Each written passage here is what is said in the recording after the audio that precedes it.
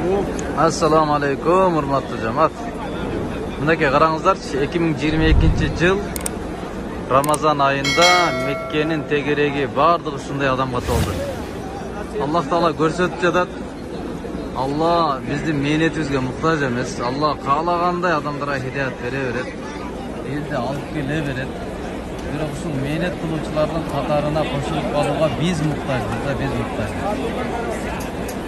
Менен биз эгерде ушу мээнет кылуучулардын тизмесине жазылып калган болсок, биздин бактыбыз ушул. Болбосо Allah өзүнүн динини каалагандай жайып берет. Allah бүткүл ааламга муктаж эмес. Kim мээнет кылса өзүнүн дүйнө акыретине мээнет кылды, өзү тарбияланды, өзү акыретин курду. Башкаларга себеп болгон үчүн алардын да кылган амалдардын соогун алды. Болбосо Allah Taala биз эле эмес, бүткүл ааламга муктаж эмес, Кудай Таала. Alamın her bir